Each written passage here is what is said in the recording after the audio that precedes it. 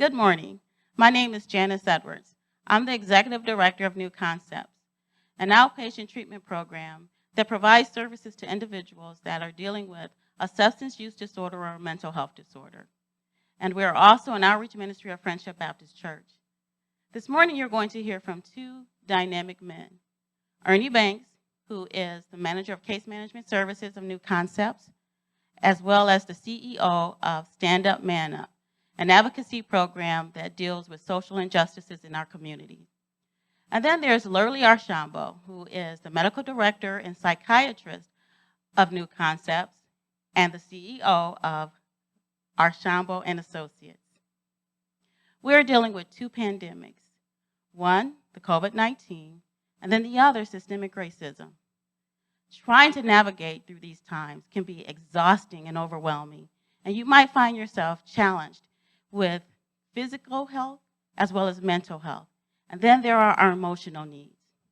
If you are someone you know may be in need of some counseling or just someone to talk to, you may reach out to New Concepts at any time at area code 419-531-5544. And now, without further ado, Dr. Archambeau and Ernie Banks. It's a privilege to be here this morning. I appreciate the chance to say a few things to you. I thought about what the most valuable communications that I could have to you in a few short minutes are. I started thinking to myself, what's valuable to me? What have I learned in decades of my psychiatric practice and working with people in my private practice in the clinic? I've had the privilege of literally talking to thousands of people who have laid their minds and feelings and hearts out. I'd like to share with you a few of the experiences and things that people have gifted to me through what they've told me through the years. I think in any difficult situation, whether it's something small and personal or huge, like we're facing today collectively, an invisible virus floating around that could be fatal, or the extremely difficult and challenging socio-cultural issues that we have, it's very important to understand why people do what they do and how they feel.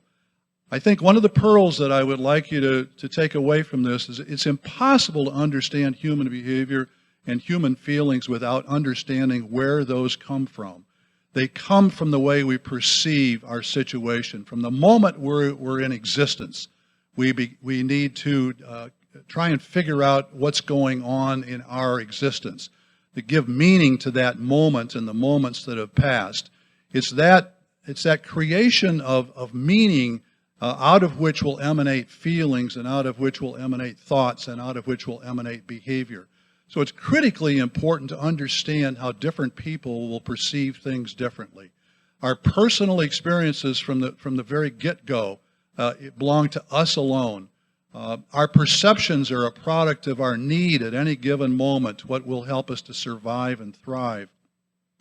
Those perceptions then are filtered through a collection of what we have been told and what we have observed and what we have experienced. And that can be so different from person to person. Consider that little kid that is told that dogs will bite you, or told or observed that dogs biting, or have been bitten yourself. How much different is it for another person who all their life has been told that dogs can be fun, or observed that dogs can be a joy of playing with, or have experienced that themselves.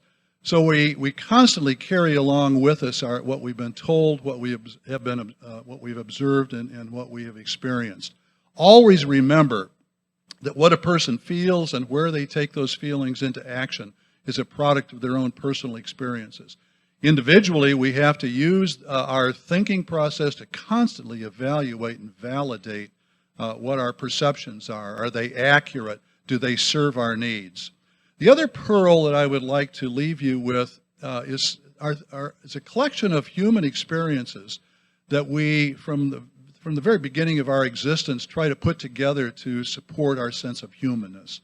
I would suggest to you that these probably aren't talked enough about in psychiatry or psychology, but through the years people have taught me the importance of them.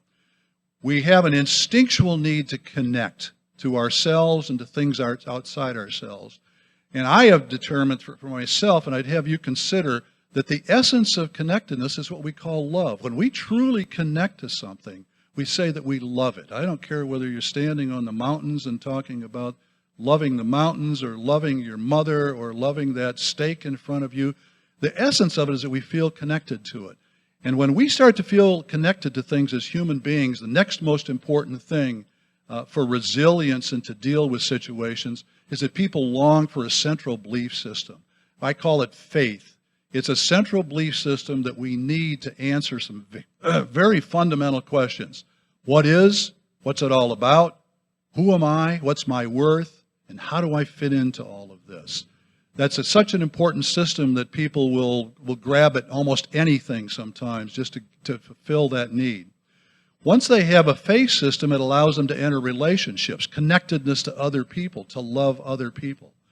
Once they love other people and can connect with other people, they're able to begin to connect to their own achievements and the things that they accomplish. If you accomplish and achieve things, you are able to connect to a sense of self-esteem. If you can connect to a sense of your own self-esteem based on accomplishments, you can begin to connect on the wisdom and information that belong to the past, that belong to other people. And if you can connect to the wisdom and information that belongs to other people, you have the chance to connect to a sense of hope. A sense of hope is connectedness to a positive future. So those elements I would urge you to consider and try and take away in difficult situations to deal with personally in your life, or whether they're huge situations we're facing now as a culture and a population.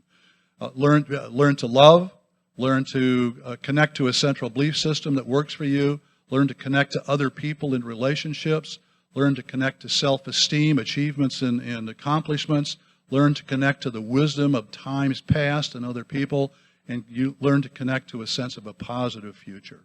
If you have all of those in place, those can have a tremendous effect on how you perceive things, and if you perceive things in a positive way, your feelings and your thoughts will be positive. Thank you for having me here this morning. I would like to talk a little about the pandemic, how it affects my community, African-American community.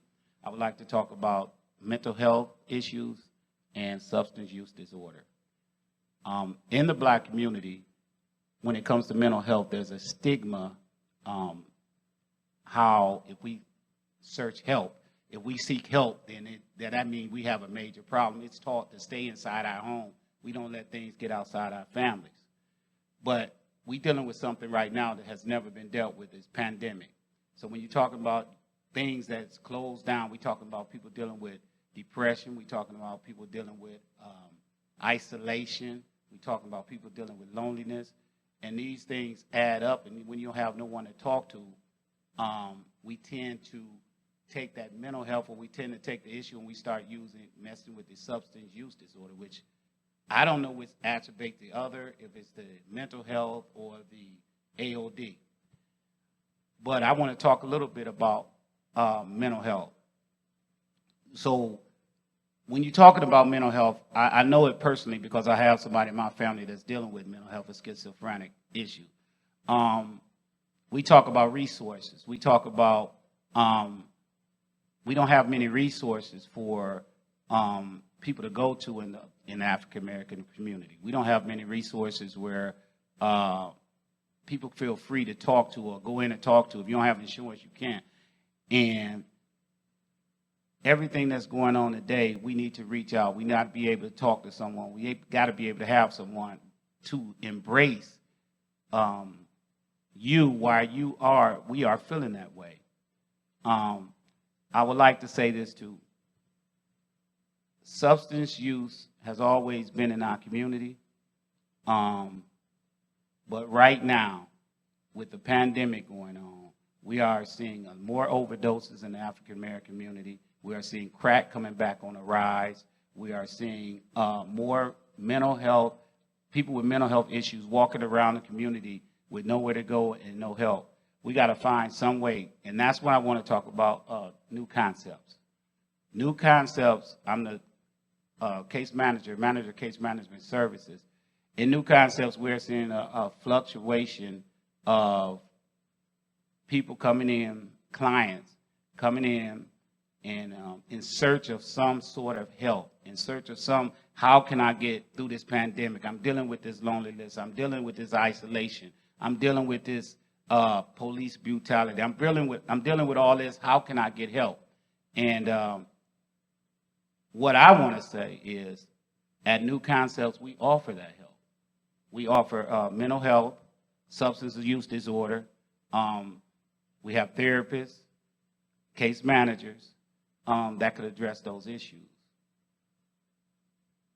As a black man living in the inner city, I can see why the things that's going on in our community, the things that's going on with the police brutality that's going on, I see it on a regular basis. These are things that traumatize a person. These are things that traumatize our young. These are things that traumatize our youth. When you talk about mental health, we tend to think about people of age. We tend to think about adults. But we got to think about our young children who's seeing what's happening to their fathers, their mothers, their uncles, and these are the things they have to deal with on a daily basis, and then they have no one to turn to and no one to talk to. So this thing leads on like a virus. It becomes to be a virus because now I don't trust these people. They're supposed to be coming to protect me. I don't have anyone to talk to about this because I'm feeling this way because these people at school telling me to trust and trusting these people, but when I go home, it's a totally different story. I see different things in my neighborhood. I see things that will affect our youth and our children for many generations to come. We got to be able to teach, educate. We got to find a way to